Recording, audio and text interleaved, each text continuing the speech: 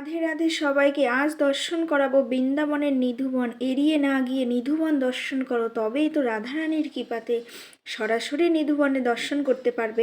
তো আসো আসো সবাই দর্শন করো নিধুবন। দেখো এই জায়গা, এই সেই স্থান, ভগবান শ্রীকৃষ্ণ এই স্থানে লীলা করেছিল রাধারানী এবং তার সখীদের নিয়ে।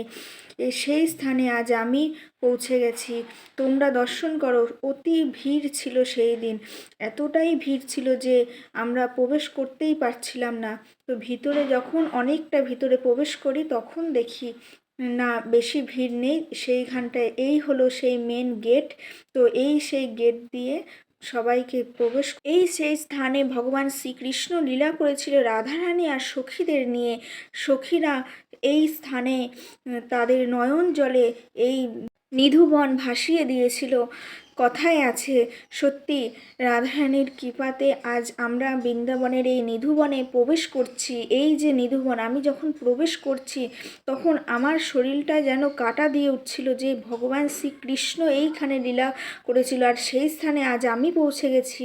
মানে সত্যি কি মনের ভাবটা বলে বোঝাতে পারবো না, এতটাই আনন্দ হচ্ছিল, এতটাই উৎসাহের মধ্যে ছিলাম।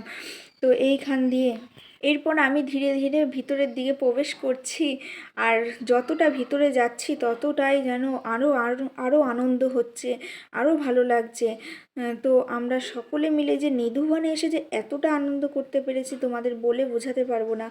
তো নিধুবনে কাউকে সেভাবে ঢুকতে দেয়া হয় না, মানে ভিতরের দিকটা ঢুকতে দেয়া হয় না। এইভাবে কি সুন্দরভাবে রাস্তা করা আছে, তো এখান দিয়ে সকলে প্রবেশ করে।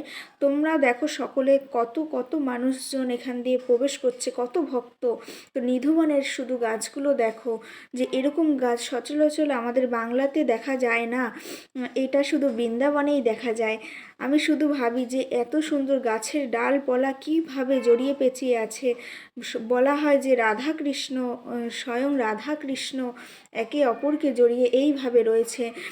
তো তো সবাইকে দেখায় নিধুবনের ভিতরে যে পুরো ভিতরটা দেখো। দেখো আজও বলা আছে যে এখানে রাধাকৃষ্ণ, স্বয়ং রাধাকৃষ্ণ এখানে আজও লীলা করে চলেছে। তো এই যে এই সেই স্থান, আমাদেরও শোনা আছে যে এই সেই স্থানে রাতের অন্ধকারে কেউ আসতে পারে না, আর এখানে আজও আজও রাধাকৃষ্ণ লীলা করে চলেছে। তো অনেকে চেষ্টা করেছিল সেই লীলা দেখার জন্য, তো কেউ দেখতে পারেনি। আজও রাতের অন্ধকার নামলেই এইখানে এই সেই স্থানে লীলা করে রাধাকৃষ্ণ তার সখা সখীদের নিয়ে। তো এখানে রাতের সন্ধ্যের পরে আর কাউকে এখানে ঢুকতে দেয়া হয় না। এই নিধিবন থেকে শ্রী হরিদাস ঠাকুরের ভক্তির মাধ্যমে বাঁকে বিহারী প্রকট হয়েছিলেন। তো এই সেই স্থান। তো এখানে বলা হয় যে প্রত্যেক মন্দিরে মঙ্গল আরতি হয়, শুধু বাঁকে বিহারী মন্দিরে মঙ্গল আরতি হয় না। কারণ বাঁকে বিহারী এই স্থানে প্রতিদিন ভগবান শ্রীকৃষ্ণের লীলা, রাসলীলা দর্শন করতে আসেন, আর সেই জন্য ভোরে তার মঙ্গল আরতি হয় না। হয় সারা রাত রাস আস্বাদন করে ভোরে তাকে ওঠানো হয় না, কারণ তাকে বিশ্রাম নেওয়া হয়। তাই বাঁকে বিহারীজিকে স্বয়ং হরিদাস ঠাকুর এইখান থেকে প্রকট করেছিল, তাই হরিদাস ঠাকুর তার নাম রেখেছিল কুঞ্জ বিহারী, বাঁকে বিহারী। হরে কৃষ্ণ, রাধে রাধে। তো দেখো আমরা কত আনন্দ করেছি যে নিধিবনে এসে, তো সেটাই আজকে তোমাদের দর্শন করাবো।